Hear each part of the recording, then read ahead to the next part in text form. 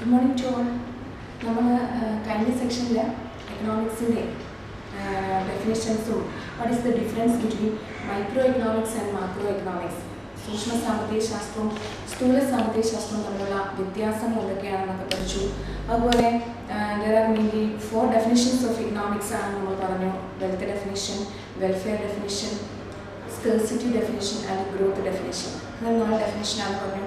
അത് ആരുടെയൊക്കെയാണെന്ന് പറഞ്ഞു. അപ്പോൾ അതെല്ലാം കൃത്യമായിട്ട് പഠിക്കണമെന്നൊക്കെ പറഞ്ഞു അല്ലേ. ഇനി നമുക്ക് എക്കണോമിക്സിലെ 2 പ്രധാനപ്പെട്ട ഇന്നത്തെ സെക്ഷനിൽ നമുക്ക് എക്കണോമിക്സിലെ പ്രധാനപ്പെട്ട ഡെഫിനിഷൻസ് ഏതൊക്കെയാണ് എന്ന് നമുക്ക് നോക്കാം. ഒന്നാമത്തെ ഡെഫിനിഷനാണ് വെൽത്ത് ഡെഫിനിഷൻ.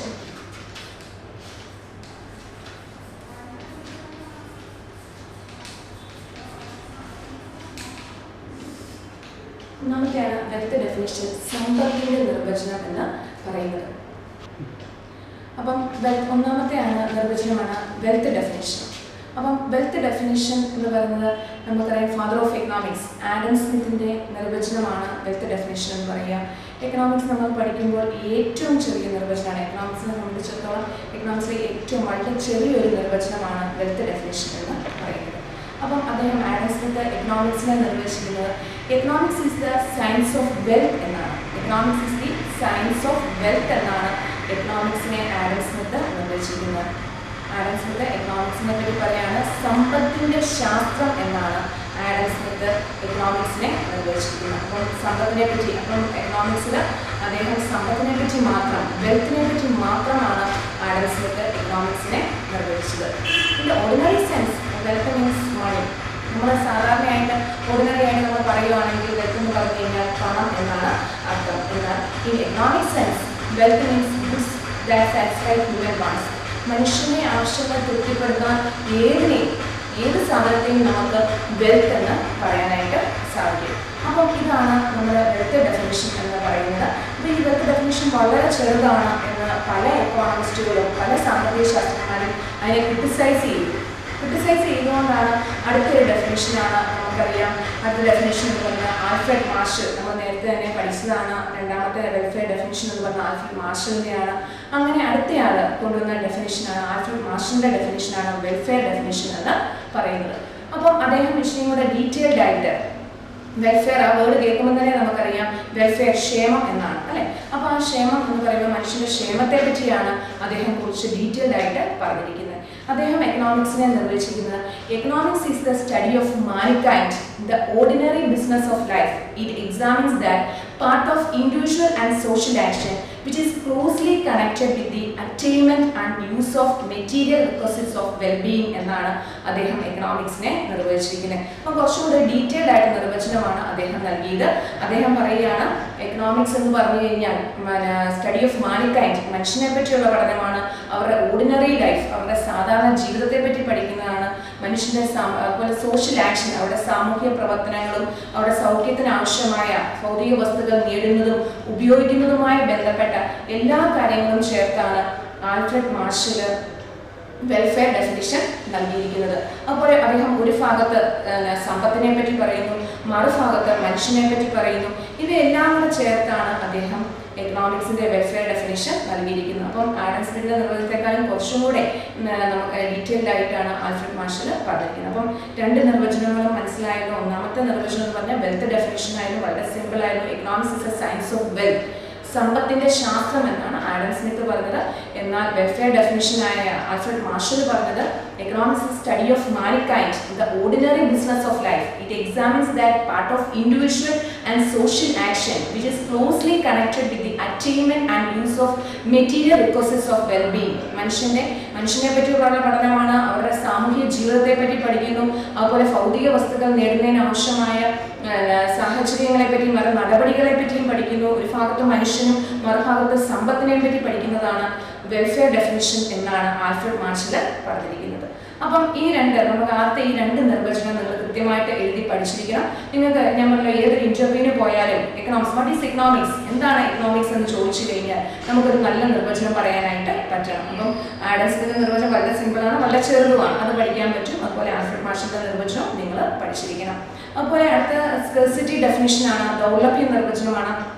അതും വളരെ കുറച്ചൊക്കെ ഉള്ളൂ. ഗ്രോത്ത് ഡെഫിനിഷനാണ് കുറച്ചും കൂടെ ഡീറ്റെയിൽഡ് ആയിട്ട് പഠിക്കാനുള്ളത്. Scarcity definition ഡെഫിനേഷൻ, ദൗർലഭ്യ നിർവചനം എന്ന് പറഞ്ഞു കഴിഞ്ഞാൽ ദൗർലഭ്യ നിർവചനം ആരുടെയാണ്? നമ്മൾ കഴിഞ്ഞ ക്ലാസ്സിൽ പഠിച്ചതാണ്. ദൗർലഭ്യ നിർവചനം എന്ന് പറഞ്ഞാൽ ലയണൽ റോബിൻസന്റെയാണ്. അദ്ദേഹത്തിന്റെ ബുക്കിന്റെ പേരൊക്കെ നമ്മൾ പറഞ്ഞാൽ ലോങ് ആയിട്ടുള്ളതാണ്. അദ്ദേഹത്തിന്റെ ബുക്കിന്റെ പേരൊക്കെ നമ്മൾ പഠിച്ചു കഴിഞ്ഞതാണ്. An essay on the nature and significance of economics എന്നൊക്കെ നമ്മൾ പഠിച്ചു കഴിഞ്ഞതാണ് അല്ലെ. അപ്പോൾ അത് സ്കേഴ്സിറ്റി ഡെഫിനിഷൻ എന്ന് പറയുന്നത് അദ്ദേഹം വളരെ കുറച്ച്, അല്ലെങ്കിൽ ആ സ്കേഴ്സിറ്റി എന്ന് പറഞ്ഞാൽ ദൗർലഭ്യം എന്നാണ് അർത്ഥം അല്ലെ. അപ്പോൾ ആ ദൗർലഭ്യത്തെ കുറിച്ച് അല്ലെങ്കിൽ സ്കേഴ്സിറ്റിക്ക് കൂടുതൽ പ്രാധാന്യം കൊടുത്താണ് അദ്ദേഹത്തിന്റെ നിർവചനം അവതരിപ്പിച്ചിരിക്കുന്നത്. അദ്ദേഹം പറയാണ്, economics is A social science which studies human behavior as a relationship between ends and scarce means which have alternative uses. അദ്ദേഹം പറഞ്ഞ economics is A social science which studies human behavior as a relationship between ends and scarce means which have alternative uses. ആവശ്യങ്ങളും ബദൽ ഉപയോഗങ്ങളുമുള്ള ദൗർലഭ്യ വിഭവങ്ങളും തമ്മിലുള്ള ബന്ധമെന്ന നിലയിൽ മനുഷ്യന്റെ പെരുമാറ്റത്തെക്കുറിച്ച് പഠിക്കുന്ന സാമൂഹ്യ ശാസ്ത്രത്തെയാണ് സാമ്പത്തിക ശാസ്ത്രം എന്നാണ് നമ്മുടെ ലയണൽ റോബിൻസ് സ്കേഴ്സിറ്റി ഡെഫിനിഷനിലൂടെ നമുക്ക് നൽകുന്നത്. അപ്പം ആവശ്യങ്ങളും ബദൽ ഉപയോഗങ്ങൾ എന്ന് പറഞ്ഞു കഴിഞ്ഞാൽ ഒന്നിൽ കൂടുതൽ ഉപയോഗങ്ങളുള്ളതിനെയാണ് നമ്മൾ ബദൽ ഉപയോഗങ്ങൾ എന്ന് പറയുന്നത്. ഉദാഹരണമായിട്ട് ഒരു ഷീറ്റ് പേപ്പർ, ആ പേപ്പറെ നമുക്ക് എഴുതാനായിട്ട് പറ്റും. അതുപോലെ തന്നെ അല്ലെങ്കിൽ നമുക്ക് അതുകൊണ്ട് എന്തെങ്കിലും ക്രാഫ്റ്റ് വർക്ക് ഒക്കെ ചെയ്യാൻ പറ്റും. അപ്പം അങ്ങനെ പല കാര്യങ്ങൾക്കും നമുക്ക് ഉപയോഗിക്കാൻ പറ്റും. അപ്പം ആവശ്യങ്ങളും ബദൽ ഉപയോഗങ്ങൾ, അതിനുള്ള ഒന്നിൽ കൂടുതൽ ഉപയോഗങ്ങളുള്ള ദൗർലഭ്യ വിഭവങ്ങളും തമ്മിലുള്ള ബന്ധമെന്ന നിലയിൽ മനുഷ്യന്റെ പെരുമാറ്റത്തെക്കുറിച്ച് പഠിക്കുന്നതിനെയാണ് നമ്മൾ എക്കണോമിക്സ്, സാമ്പത്തിക ശാസ്ത്രം എന്നാണ് ലയണൽ റോബിൻസ് വിശദീകരിച്ചിരിക്കുന്നത്. അപ്പം ലയണൽ റോബിൻസിന്റെ ഡെഫിനേഷനും നമ്മൾ പറഞ്ഞു. അപ്പം നമുക്ക് അടുത്ത ഫൈനൽ ഗ്രോത്ത് ഡെഫിനേഷൻ എന്ന് പറഞ്ഞു കഴിഞ്ഞാൽ നമുക്ക് പ്രത്യേകിച്ച് പഠിക്കേണ്ട കാര്യമില്ല. കാരണം നമ്മൾ ഈ ഡെഫിനേഷൻ എല്ലാ പോയിന്റ്സും കൂടെ ചേർത്ത് കഴിഞ്ഞാൽ നമുക്ക് ഗ്രോത്ത് ഡെഫിനേഷനിലേക്ക് നമുക്ക് കടക്കാനായിട്ട് പറ്റും. ഈ കാര്യങ്ങളെല്ലാം അപ്പം ഈ ലയണൽ റോബിൻസിന്റെ ഡെഫിനേഷൻ വന്നപ്പോഴും പല എക്കോണമിസ്റ്റും ക്രിട്ടിസൈസ് ചെയ്തു, ഇതിൻ്റെ അതും കുറച്ച് ഭാഗങ്ങളൊക്കെ ഉൾപ്പെട്ടിട്ടുള്ളൂ എന്നൊക്കെ പറഞ്ഞു. അപ്പോൾ അങ്ങനെയാണ് ഫൈനൽ ഡെഫിനേഷൻ പോളെ സാമുവൽസന്റെയാണ് ഗ്രോത്ത് ഡെഫിനേഷൻ എന്ന് പറയുക. അദ്ദേഹം എല്ലാം കൂടെ ചേർത്താണ്. അതുപോലെ മോഡേൺ ഡെഫിനേഷൻ ഓഫ് ഇക്കണോമിക്സ് എന്നറിയപ്പെടുന്നതാണ് ഗ്രോത്ത് ഡെഫിനേഷൻ എന്ന് പറയുന്നത്. അപ്പോൾ ആ ഡെഫിനേഷൻ മോഡേൺ ഡെഫിനേഷൻ എന്നാണ് ഗ്രോത്ത് ഡെഫിനേഷനെ അറിയപ്പെടുന്നത് ഏറ്റവും. കാരണം നമ്മൾ ആദ്യത്തെ വെൽത്ത് ഡെഫിനേഷൻ നമ്മൾ പഠിച്ചായിരുന്നു, സമ്പത്തിനെ പറ്റി പറയുന്നു. അപ്പം അദ്ദേഹം ഗ്രോത്ത് ഡെഫിനേഷനിൽ സമ്പത്തിനെ പറ്റി വിശദീകരിക്കുന്നുണ്ട്, ഹ്യൂമൻ ബിഹേവിയർ അതിനെ പറ്റി, മനുഷ്യന്റെ സ്വഭാവത്തെ പറ്റി പറയുന്നുണ്ട്. അതുപോലെ തന്നെ പണത്തെ എങ്ങനെ കൈകാര്യം ചെയ്യണം, യൂസ് ഓഫ് മണി, പണത്തെ എങ്ങനെയാണ് നമ്മൾ കൈകാര്യം ചെയ്യുന്നതിനെ പറ്റി പറയുന്നുണ്ട്. അതുപോലെ ദൗർലഭ്യ വിഭവങ്ങളെ എങ്ങനെയാണ് വളരെ ഇഫക്റ്റീവായിട്ട് ഉപയോഗിക്കാൻ പറ്റുന്നുണ്ട് എന്നുള്ളതെല്ലാം കൂടെ വിശദീകരിക്കുന്ന ഒന്നാണ് ഗ്രോത്ത് ഡെഫിനേഷൻ എന്ന് പറയുന്നത്. അപ്പം നമ്മുടെ എക്കണോമിക്സിലെ പ്രധാനമായും 4 നിർവചനങ്ങൾ പറഞ്ഞു, ഓർക്കുന്നുണ്ടല്ലോ. ഒന്നാമത്തെയാണ് വെൽത്ത് ഡെഫിനേഷൻ എന്ന് പറയുന്നത്. വെൽത്ത് ഡെഫിനേഷൻ എന്ന് പറഞ്ഞാൽ സമ്പത്തിന്റെ നിർവചനം അവിടെ തന്നെ ഉണ്ട്, വെൽത്തിനാണ് പ്രാധാന്യം കൊടുക്കുക ആവശ്യത്തിന്. രണ്ടാമത്തെയാണ് വെൽഫെയർ ഡെഫിനേഷൻ എന്ന് പറയുക. വെൽഫെയർ ഡെഫിനേഷൻ എന്ന് പറഞ്ഞു കഴിഞ്ഞാൽ മനുഷ്യന് വളരെയധികം മനുഷ്യന് വളരെയധികം പ്രാധാന്യം കൊടുക്കുകയാണ്. മനുഷ്യന്റെ ജീവിതത്തെ പറ്റിയൊക്കെ പഠിക്കുന്നതാണ് ഏതാണ് മനുഷ്യന്റെ സാമൂഹിക ജീവിതത്തെ പറ്റി പഠിക്കുന്നതാണ് വെൽഫെയർ ഡെഫിനേഷൻ എന്ന് പറയുക.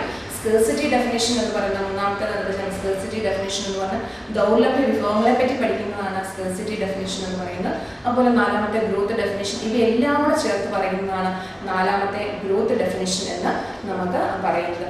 അപ്പം അതിനുശേഷം നമുക്ക് ഏറ്റവും പ്രധാനമായിട്ടും നമുക്ക് അടുത്ത നെക്സ്റ്റ് ടോപ്പിക് ആണ് നമ്മൾ അടുത്ത പഠിക്കാനായിട്ട് പോകുന്നത്.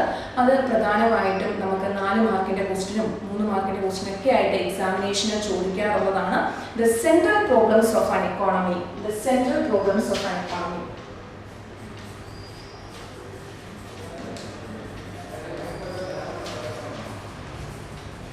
The central problems of an economy. The central problems of an economy.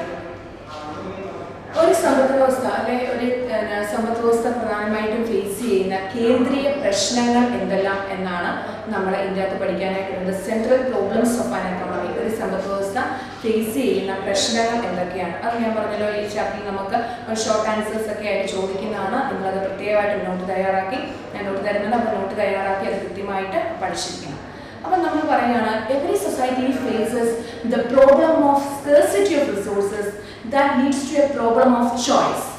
അപ്പം എല്ലാ സൊസൈറ്റിയും നമുക്കറിയാം, എവറി സൊസൈറ്റി, നമ്മുടെ രാജ്യമായാലും ശരി, നമ്മുടെ വീടുകളിലായാലും ശരി, എല്ലാ സമൂഹത്തിലും നമ്മൾ ഫേസ് ചെയ്യുന്ന ഏറ്റവും പ്രധാനപ്പെട്ട പ്രശ്നമാണ് സ്കേഴ്സിറ്റി ഓഫ് റിസോഴ്സസ്, വിഭവങ്ങളുടെ ദൗർലഭ്യം എന്ന് പറയുന്നത്. അപ്പം നമുക്ക് വീട്ടിൽ നമുക്ക് ധാരാളം പണവും ധാരാളം ആവശ്യങ്ങളും ധാരാളം കാര്യങ്ങളൊക്കെ പണമൊക്കെ ഉണ്ടെങ്കിൽ നമുക്ക് എല്ലാവർക്കും നമുക്ക് എടുത്ത് ഉപയോഗിക്കാൻ ഒരു പ്രശ്നവുമില്ല, അല്ലേ?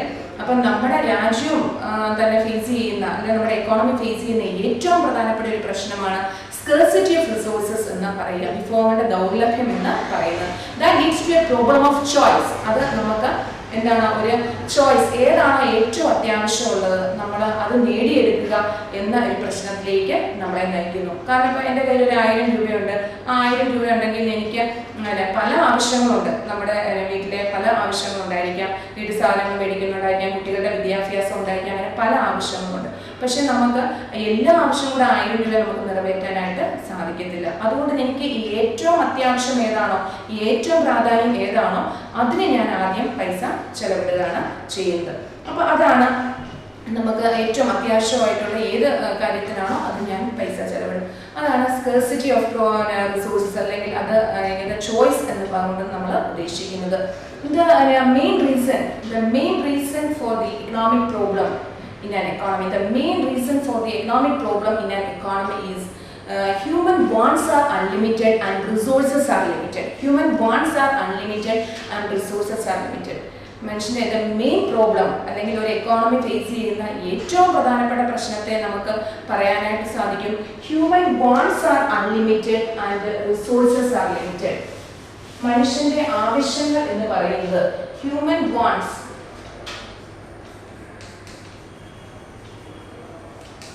human wants are unlimited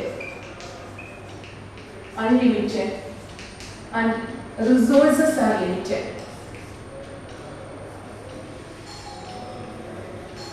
Resources are limited.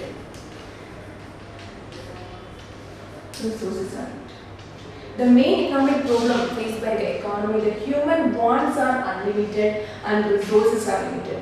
മനുഷ്യന്റെ ആവശ്യങ്ങൾ എന്ന് പറയുന്നത് ഒരിക്കലും അവസാനിക്കുന്നില്ല. കാരണം നമുക്കറിയാം, ഇപ്പം നമുക്ക് നല്ലൊരു ജോലി കിട്ടണം എന്നാണ് ഒരു മനുഷ്യനെ സംബന്ധിച്ചുള്ള ഏറ്റവും വലിയൊരു ആഗ്രഹമെങ്കിൽ, ജോലി കിട്ടിക്കഴിഞ്ഞ് കഴിഞ്ഞാൽ അവരുടെ ആഗ്രഹം തീരുകയില്ല, അടുത്ത് നല്ല വലിയൊരു വീട് വെക്കണം എന്നായിരിക്കും. വീട് വെച്ച് കഴിയുമ്പോൾ അടുത്ത വീണ്ടും അവരുടെ ആഗ്രഹം നല്ലൊരു വണ്ടി മേടിക്കണമെന്നായിരിക്കും. അങ്ങനെ മനുഷ്യന്റെ ആവശ്യങ്ങൾ എന്ന് പറയുന്നത് നമ്മൾ കടലിലെ തിരമാലകൾ പോലെയാണ്, ഒരിക്കലും അവസാനിക്കുകയില്ല. Human wants are unlimited. മനുഷ്യന്റെ ആവശ്യങ്ങൾ എന്ന് പറയുന്നത് അൺലിമിറ്റഡ് ആണ്, ഒരിക്കലും അവസാനിക്കുന്നില്ല. But resources are limited. പക്ഷെ നമ്മുടെ എക്കോണമിയിൽ അതിന് തക്കതായിട്ടുള്ള വിഭവങ്ങളില്ല എന്നുള്ളതാണ് ഏറ്റവും പ്രധാനപ്പെട്ട പ്രശ്നം എന്ന് പറയുന്നത്. വിഭവങ്ങൾ വളരെ പരിമിതമാണ്. വിഭവങ്ങൾ ഉപയോഗിച്ച് മാത്രമേ നമ്മുടെ അത്യാവശ്യമുള്ള നീഡുകൾ, അത്യാവശ്യമുള്ള ആവശ്യങ്ങൾ മാത്രമേ നമുക്ക് സാറ്റിസ്ഫൈ ചെയ്യാനായിട്ട് സാധിക്കത്തുള്ളൂ. അതുകൊണ്ട് നമുക്ക് the central problems of an economy can be summarised with 3 headings. അപ്പം സെൻട്രൽ പ്രോബ്ലംസിനെ നമുക്ക് പ്രധാനമായിട്ട് 3 ഹെഡിങ്ങിലൂടെ നമുക്ക് തരംതിരിക്കാനായിട്ട് സാധിക്കും. ഒന്നാമത്തെയാണ് what to produce.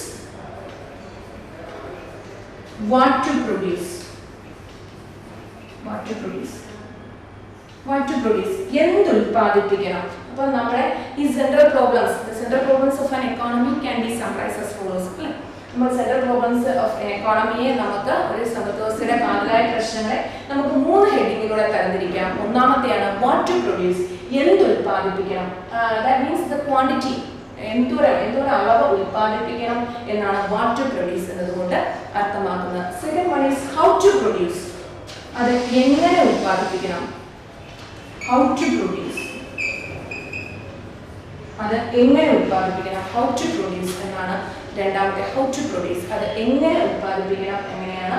And what the technology are to be adopted. What technology, labor intensive technology or capital intensive technology are to be adopted. And last one is for whom to produce. For whom to produce. ആർക്കു വേണ്ടി ഉൽപ്പാദിപ്പിക്കണം. അപ്പം ഒരു സമ്പദ്വ്യവസ്ഥയുടെ പ്രശ്നങ്ങളെ നമുക്ക് 3ആയിട്ട് നമുക്ക് തരംതിരിക്കാം. ഒന്നാമത്തെ വാട്ട് ടു പ്രൊഡ്യൂസ് എന്ന് പറഞ്ഞാൽ എന്ത് ഉൽപ്പാദിപ്പിക്കണം. നമുക്ക് സമ്പദ്വ്യവസ്ഥയിൽ എല്ലാത്തരം വിഭവങ്ങളും, ഒത്തിരി വിഭവങ്ങളൊക്കെ ഉണ്ടായിരുന്നെങ്കിൽ നമുക്ക് ഈ ക്വസ്റ്റ്യൻ ചോദിക്കേണ്ട പോലും കാര്യം ഉണ്ടാകുകയില്ലായിരുന്നു. ഇത് നമുക്ക് സമ്പദ്വ്യവസ്ഥയിൽ നമ്മുടെ വിഭവങ്ങൾ, റിസോഴ്സസ് ആർ ലിമിറ്റഡ്, വിഭവങ്ങൾ പരിമിതമായതുകൊണ്ട് ആണ് നമ്മൾ ഈ പ്രശ്നത്തിലേക്ക് വരാനുള്ള കാരണം. അപ്പോൾ ഒന്നാമത്തെ പ്രശ്നമാണ് വാട്ട് ടു പ്രൊഡ്യൂസ്, എന്ത് ഉൽപ്പാദിപ്പിക്കണം എന്നുള്ളതാണ് ഒന്നാമത്തെ പ്രശ്നം. രണ്ടാമത്തെ പ്രശ്നമാണ് ഹൗ ടു പ്രൊഡ്യൂസ്, അത് എങ്ങനെ ഉൽപ്പാദിപ്പിക്കണം എന്നാണ്, ഏത് തരം ടെക്നോളജി ഉപയോഗിച്ച് നമ്മൾ ഉൽപ്പാദിപ്പിക്കണം എന്നാണ്. മൂന്നാമത്തെ ഫോർ ഹൂം ടു പ്രൊഡ്യൂസ്, ആർക്ക് വേണ്ടി ഉൽപ്പാദിപ്പിക്കണം എന്നുള്ളതാണ് അർത്ഥമാക്കുന്നത്. ഒന്നാമത്തെയാണ് വാട്ട് ടു പ്രൊഡ്യൂസ് എന്ന് പറഞ്ഞു കഴിഞ്ഞാൽ every societies wants thousands of goods and services. നമുക്കറിയാം എല്ലാ സമൂഹത്തിനും ധാരാളം വസ്തുക്കൾ, സൊസൈറ്റിയിൽ ധാരാളം വസ്തുക്കൾ ആവശ്യമുണ്ട്. നമുക്ക് ഒരു വീട്ടിലേക്കാണെങ്കിൽ നമുക്കറിയാം ഒന്നോ രണ്ടോ കാര്യങ്ങൾ കൊണ്ട് വസ്തുക്കൾ കൊണ്ട് നമുക്ക് തീർക്കാൻ പറ്റില്ല, ധാരാളം വസ്തുക്കൾ ആവശ്യമുണ്ട് അല്ലേ. Every societies wants thousands of goods and services, ധാരാളം സാധനങ്ങൾ ആവശ്യമുണ്ട്. Since resources R scarce all these goods and services cannot be produced, നമുക്ക് വിഭവങ്ങൾ കുറവായതുകൊണ്ട് നമുക്ക് എല്ലാ സാധനങ്ങളും നമുക്ക് എന്ത് ചെയ്യാൻ സാധിക്കത്തില്ല, നമുക്ക് ഉൽപ്പാദിപ്പിക്കാനായിട്ട്. വിഭവങ്ങൾ കുറവായതുകൊണ്ട് നമുക്ക് എല്ലാ സാധനങ്ങളും നമുക്ക് എന്ത് ചെയ്യാൻ സാധിക്കത്തില്ല, ഉൽപ്പാദിപ്പിക്കാനായിട്ട് സാധിക്കത്തില്ല. Therefore it has to decide what type of goods should be produced. അതുകൊണ്ട് നമ്മൾ എന്ത് ചെയ്യുന്നു, ഒരു തീരുമാനമെടുക്കുന്നു, നമുക്ക് ഏത് തരം വസ്തുക്കളാണ് നമ്മൾ ഉൽപ്പാദിപ്പിക്കേണ്ടത് എന്നൊരു തീരുമാനം നമ്മൾ എടുക്കുന്നു. Whether to produce more food, നമ്മുടെ രാജ്യത്ത് കൂടുതൽ ഭക്ഷ്യവസ്തുക്കളാണോ ഉൽപ്പാദിപ്പിക്കേണ്ടത്, ഭക്ഷ്യവസ്തുക്കളാണോ ഉൽപ്പാദിപ്പിക്കേണ്ടത്. അതുപോലെ ഗുഡ്സ് ഫോർ നാഷണൽ സെക്യൂരിറ്റി, നമ്മുടെ രാജ്യത്തെ സുരക്ഷിതത്വത്തിന് വേണ്ടിയാണോ നമ്മൾ ധാരാളം പണം ചെലവാക്കേണ്ടത്. അതിൻ്റെ ഗുഡ്സ് ഫോർ ലക്ഷറി പ്രോഡക്ട്സ്, അല്ലെങ്കിൽ ലക്ഷറി ഗുഡ്സ് ഉൽപ്പാദിപ്പിക്കുന്നതിനാണോ നമ്മൾ ധാരാളം പണം ചെലവിടുന്നത്, തുടങ്ങിയ കാര്യങ്ങളെല്ലാമാണ് നമ്മൾ തീരുമാനമെടുക്കേണ്ടത്. അപ്പോൾ നമുക്ക് ഇതെല്ലാം കൂടെ ഒന്നിച്ച് ഉൽപ്പാദിപ്പിക്കാനായിട്ട് നമ്മുടെ രാജ്യത്ത് വിഭവങ്ങളില്ല.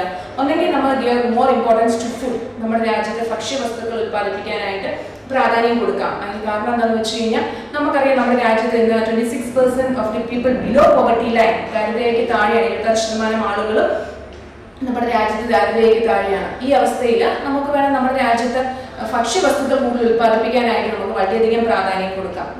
അല്ലെങ്കിൽ നമുക്ക് എന്താണ് നമ്മുടെ നാഷണൽ സെക്യൂരിറ്റി, നമ്മുടെ രാജ്യത്തെ സുരക്ഷിതത്തിനായിട്ട് നമ്മൾ വേണമെങ്കിൽ നമ്മുടെ വിഭവങ്ങൾ കൂടുതൽ നമ്മുടെ രാജ്യത്തെ സുരക്ഷിതത്തിനായിട്ട് വേണമെങ്കിൽ നമുക്ക് ഉപയോഗിക്കാൻ സാധിക്കും. അല്ലെങ്കിൽ നമുക്ക് വേണമെങ്കിൽ ലക്ഷറി പ്രോഡക്ട്സ്, ആഡംബര വസ്തുക്കൾ നമ്മുടെ രാജ്യത്ത് കൂടുതൽ ഉൽപ്പാദിപ്പിക്കാനായിട്ട് നമുക്ക് വേണമെങ്കിൽ പ്രാധാന്യം കൊടുക്കാനായിട്ട് സാധിക്കും. It has to prioritise what to produce, it has to prioritise, priority കൊടുക്കുക. നമ്മൾ എന്ത് ചെയ്യുന്നു, നമ്മൾ മുൻഗണന കൊടുക്കുന്നു. നമ്മൾ ഏറ്റവും കൂടുതൽ ഏതാണ് ഉൽപ്പാദിപ്പിക്കേണ്ടത് എന്നുള്ളത് നമ്മൾ മുൻഗണന കൊടുക്കുന്നു. മുൻഗണന കൊടുത്ത് നമ്മൾ എന്ത് ചെയ്യുന്നു, ഉൽപ്പാദിപ്പിക്കുന്നു. അതാണ് വാട്ട് ടു പ്രൊഡ്യൂസ് എന്നതുകൊണ്ട് അർത്ഥമാക്കുന്നത്. വാട്ട് ടു പ്രൊഡ്യൂസ് എന്ന് പറഞ്ഞാൽ നമ്മുടെ രാജ്യത്ത് ഇഷ്ടം പോലെ സാധനങ്ങൾ സേവനങ്ങൾ നമുക്ക് ആവശ്യമുണ്ട്, പക്ഷെ എല്ലാം ഉൽപ്പാദിപ്പിക്കാനുള്ള വിഭവങ്ങൾ നമ്മുടെ രാജ്യത്ത് ഇല്ല. അതുകൊണ്ട് നമ്മൾ എന്ത് ചെയ്യുന്നു, നമ്മുടെ രാജ്യത്ത് ഏതാണോ കൂടുതൽ അത്യാവശ്യമുള്ളത്, ഏതളവിൽ നമ്മുടെ ഫുഡാണോ കൂടുതൽ ആവശ്യമുള്ളത്, അതുപോലെ തന്നെ നമുക്ക് രാജ്യത്തിന് സോഷ്യൽ സെക്യൂരിറ്റി ആണോ കൂടുതൽ, നാഷണൽ സെക്യൂരിറ്റി ആണോ നമ്മുടെ രാജ്യത്ത് കൂടുതലായിട്ട് ആവശ്യമുള്ളത്, അതോ ലക്ഷറി പ്രോഡക്ട്സ് ആണോ കൂടുതൽ ആവശ്യമുള്ളത്, ഏത് വസ്തുക്കളാണോ നമ്മുടെ രാജ്യത്ത് കൂടുതലായിട്ട് ആവശ്യമുള്ളത് ആ വസ്തുക്കൾ നമ്മൾ എന്ത് ചെയ്യുന്നു, കൂടുതലായിട്ട് ഉൽപ്പാദിപ്പിക്കാനായിട്ട് തുടങ്ങും. അപ്പം ഒന്നാമത്തെ നമ്മൾ വാട്ട് ടു പ്രൊഡ്യൂസ് എന്നൊരു തീരുമാനം എടുത്തു കഴിഞ്ഞു. അതിനുശേഷം the second question is how to produce. How to produce, നമ്മൾ ഒരു decision, after the decision has to be taken, next step is how to produce. അപ്പോൾ നമ്മളൊരു ഡിസിഷൻ എടുത്തു കഴിഞ്ഞു, വാട്ട് ടു പ്രൊഡ്യൂസ്, എന്ത് ഉൽപ്പാദിപ്പിക്കണം എന്നൊരു ഡിസിഷൻ എടുത്തതിന് ശേഷം അടുത്തതാണ് നമ്മൾ ഹൗ ടു പ്രൊഡ്യൂസ്, അത് എങ്ങനെ ഉൽപ്പാദിപ്പിക്കണം എന്നതാണ് നമ്മുടെ അടുത്ത സ്റ്റെപ്പ് എന്ന് പറയുന്നത്. The question how to produce implies that what the methods and techniques of production to be used, അപ്പം ഏത് മെത്തേഡാണ് ഉപയോഗിക്കുന്നത്, അല്ലെങ്കിൽ ഏത് മെത്തേഡാണ് ഉപയോഗിക്കുന്നത്, അല്ലെങ്കിൽ ഏത് ടെക്നിക്സ് ആണ് ഉപയോഗിക്കുന്നത് എന്നതാണ് ഹൗ ടു പ്രൊഡ്യൂസ് എന്നതുകൊണ്ട് നമ്മൾ അർത്ഥമാക്കുന്നത്. ഏത് മെത്തേഡാണ് അല്ലെങ്കിൽ ഏത് ടെക്നിക്സ് ആണ് ഉപയോഗിക്കുന്നത് എന്നതാണ് ഹൗ ടു പ്രൊഡ്യൂസ് എന്നതുകൊണ്ട് നമ്മൾ അർത്ഥമാക്കുന്നത്. We have to away നമുക്ക് whether to choose labor intensive techniques or capital intensive techniques. നമുക്ക് ലേബർ ഇന്റൻസീവ് ടെക്നിക്സ് വേണേൽ ഉപയോഗിക്കാം, അല്ലെങ്കിൽ ക്യാപിറ്റൽ ഇന്റൻസീവ് ടെക്നിക്സ് വേണേൽ ഉപയോഗിക്കാം. ലേബർ ഇന്റൻസീവ് എന്ന് പറഞ്ഞാൽ അധ്വാന തീവ്ര സാങ്കേതിക വിദ്യയാണ് ലേബർ ഇന്റൻസീവ് ടെക്നോളജി എന്ന് പറഞ്ഞാൽ. അല്ലെങ്കിൽ ക്യാപിറ്റൽ ഇന്റൻസീവ് ടെക്നോളജി, മൂലധന തീവ്ര സാങ്കേതിക വിദ്യ വേണം നമുക്ക് ഉപയോഗിക്കാനായിട്ട് സാധിക്കും. അപ്പം നമ്മുടെ രാജ്യത്തെ സംബന്ധിച്ചിടത്തോളം ഇന്ത്യ എന്ന് പറഞ്ഞ ഒരു അണ്ടർ ഡെവലപ്ഡ് കൺട്രിയാണ്, ഒരു വികസിത രാജ്യമാണ്. അപ്പം നമ്മുടെ രാജ്യത്ത് ഏറ്റവും കൂടുതലുള്ളത്, നമ്മുടെ രാജ്യത്ത് ഏറ്റവും കൂടുതൽ മനുഷ്യവിഭവമാണ്, ഹ്യൂമൻ റിസോഴ്സസ് ആണ് ഏറ്റവും കൂടുതലായിട്ടുള്ളത്. അപ്പം നമ്മുടെ രാജ്യം കൂടുതൽ പ്രാധാന്യം കൊടുക്കുക ലേബറിനാണ്. അപ്പം ലേബറിനാകുമ്പോൾ നമ്മൾ എന്താണ് ലേബർ ഇന്റൻസീവ് ടെക്നോളജിയാണ് നമ്മൾ കൂടുതലായിട്ട് ഉപയോഗിക്കുന്നത്. അതുപോലെ തന്നെ നമ്മുടെ രാജ്യം എന്ന് പറയുന്നത് എന്താണ് പോപ്പുലേഷൻ ജനസംഖ്യയിൽ 2ാം സ്ഥാനത്താണ് നിൽക്കുക. അതുകൊണ്ട് നമ്മുടെ രാജ്യത്തെ ഹ്യൂമൻ റിസോഴ്സ് ആണ് ധാരാളമായിട്ടുള്ളത്. അതുകൊണ്ട് നമ്മൾ മെയിനായിട്ട് ലേബർ ഇന്റൻസീവ് ടെക്നോളജി ആയിരിക്കും നമ്മുടെ ഇന്ത്യയെ പോലുള്ള രാജ്യങ്ങൾ ഉപയോഗിക്കുക. എന്നാൽ അമേരിക്കയെ പോലുള്ള വികസിത രാജ്യങ്ങളാണെങ്കിൽ അവർക്ക് അവിടെ ലേബറിനേക്കാൾ കൂടുതൽ അവൈലബിൾ ആയിട്ടുള്ള ക്യാപിറ്റലാണ്. അതുകൊണ്ട് അവർ ക്യാപിറ്റൽ ഇന്റൻസീവ് ടെക്നോളജി ആയിരിക്കും കൂടുതലായിട്ട് ഉപയോഗിക്കുന്നത്. അപ്പം ലേബർ കൂടുതലായിട്ടുള്ളതാണെങ്കിൽ ലേബർ ഇന്റൻസീവ് ടെക്നോളജി നമ്മൾ ഉപയോഗിക്കും. ക്യാപിറ്റലാണ് കൂടുതലായിട്ടുള്ളതെങ്കിൽ ക്യാപിറ്റൽ ഇന്റൻസീവ് ടെക്നോളജി നമ്മൾ ഉപയോഗിക്കും. The choice of techniques of production depends upon the price and availability of labor and capital in an economy. അപ്പം നമ്മുടെ രാജ്യത്ത് നിലവിലുള്ള അല്ലെങ്കിൽ price and availability of labour and capital, നമ്മുടെ രാജ്യത്തെ ലേബറും ക്യാപിറ്റലും എന്തോരാണ് അവൈലബിൾ അത് നമ്മൾ കൂടുതലായിട്ട് ഉപയോഗിക്കും. അതാണ് ഹൗ ടു പ്രൊഡ്യൂസ് എന്നതുകൊണ്ട് എങ്ങനെ ഉൽപ്പാദിപ്പിക്കണം എന്നതുകൊണ്ട് നമ്മൾ അർത്ഥമാക്കുന്നത് ഏതുതരം ടെക്നോളജി നമ്മുടെ മെമ്മറിയിൽ ഓർത്തിരിക്കേണ്ടത് ഏതുതരം സാങ്കേതിക വിദ്യയാണ് നമ്മൾ ഉപയോഗിക്കേണ്ടത് എന്നാണ്. ഒന്നെങ്കിൽ ലേബർ ഇന്റൻസീവ് ടെക്നോളജി ഉപയോഗിക്കാം, അല്ലെങ്കിൽ ക്യാപിറ്റൽ ഇന്റൻസീവ് ടെക്നോളജി നമുക്ക് ഉപയോഗിക്കാനായിട്ട് സാധിക്കും. അതിനുശേഷം നമുക്ക് അടുത്ത ഫൈനൽ ക്വസ്റ്റ്യൻ, ലാസ്റ്റ് ക്വസ്റ്റ്യനിലേക്ക് പോവുകയാണ്. Last question, for whom to produce, ആർക്ക് വേണ്ടിയാണ് ഉൽപ്പാദിപ്പിക്കുക? For whom to produce means the functional distribution. നമ്മൾ ഹൂം ടു പ്രൊഡ്യൂസ് ആർക്ക് വേണ്ടി ഉൽപ്പാദിപ്പിക്കണം എന്നതുകൊണ്ട് നമ്മൾ അർത്ഥമാക്കുന്നത് അത് അതിന്റെ ഡിസ്ട്രിബ്യൂഷൻ, അതിന്റെ വിതരണത്തെ പറ്റിയാണ് നമ്മൾ അതുകൊണ്ട് നമ്മൾ അർത്ഥമാക്കുന്നത്. For whom to produce means the functional distribution of output or income among the factors of production.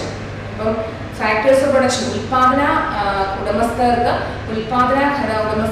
അവർക്ക് അവരുടെ ഇൻകം അല്ലെങ്കിൽ ഔട്ട്പുട്ട് വിതരണം ചെയ്യുന്നതിനെയാണ് നമ്മൾ ഫങ്ഷണൽ ഡിസ്ട്രിബ്യൂഷൻ എന്നതുകൊണ്ട് ഉദ്ദേശിക്കുന്നത്.